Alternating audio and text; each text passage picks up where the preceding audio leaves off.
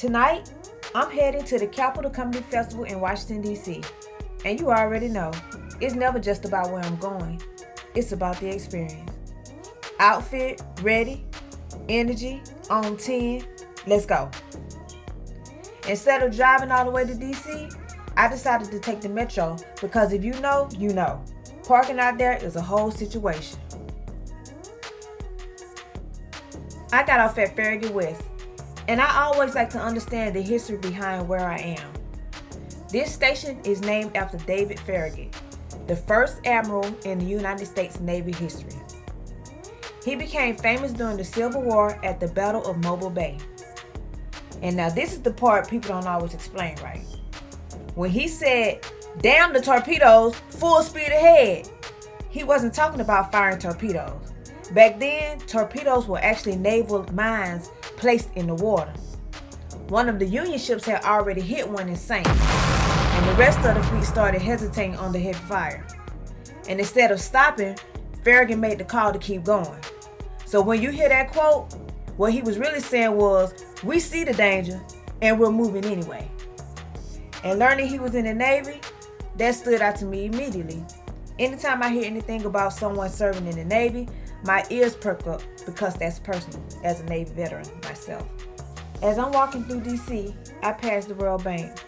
Now, the World Bank is a global organization that provides funding and support to developing countries, helping build infrastructure, reduce poverty, and strengthen economies around the world. And just to the left, you can catch a glimpse of the White House. Not the full view, but enough to remind you, yeah, you're in DC. And what's crazy is, I actually work right around the corner from here. Tonight's show is at DAR Constitution Hall. It's owned by the Daughters of the American Revolution, a group dedicated to preserving American history. This venue has hosted presidents, major artists, and historic events. So you already know this night is about to be something special. I had box seating tonight, and the view, perfect. You could feel the energy in the room before the show even started. First up is Sommore, widely known as a queen of comedy. She's originally from Trenton, New Jersey, and has been in the comedy game since the early 1990s. She really broke through as the first female host of BET's Comedy View, and from there, she built her career that has lasted for decades. She was also a part of the iconic Queens of Comedy tour alongside Monique, Adele Givens, and Laura Hayes. And that tour helped redefine what it looked like for women in stand-up comedy. But what really stands out to me is how she built her own brand within comedy.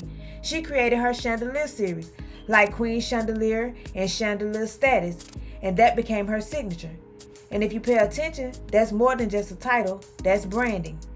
It's the same way I use Destiny Legacy Travels, Destiny Legacy Events, and Destiny Legacy as a brand. She turned one word into an identity, and every time you hear Chandelier, you already know what time it is. And decades later, she's still commanding the stage like she never left. Then you have Joe Clair, a DC native. So this stage right here was home for him. He started his career back in the 1990s and became widely known as the host on BET's Rap City, which helped put him on the map. From there, he continued building his presence in media, including television and radio. He's been a familiar face on Fox 5 here in DC, which during the show he let us know he's no longer there, and he's also been a longtime voice on WPGC radio. So when he stepped on the stage, it wasn't just comedy.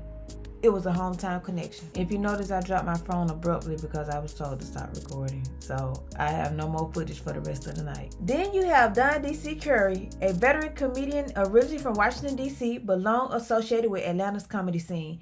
He's been in the game since the late 70s, building a career that spans decades. Most people recognize him as Uncle Elroy from Next Friday, but he's always been a strong stand-up comedian first. And closing out the night was Lavell Crawford, originally from St. Louis, Missouri, and in the game since the 1990s. Most people know him from Breaking Bad, but stand-up has always been his foundation, and he's even gone through a major weight loss transformation over the years. What stood out most was how he got real, talking about recently having 3 blood clots removed and still pushing forward. He even spoke on Sinbad and his journey after suffering a stroke and now working his way back to standing again. And just like that, the night comes full circle. From the metro ride to walking through the heart of DC to a room full of legends doing what they do best.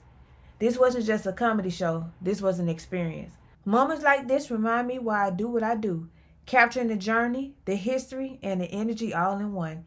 And if you're not paying attention, you'll miss it. Travel in color and travel with purpose.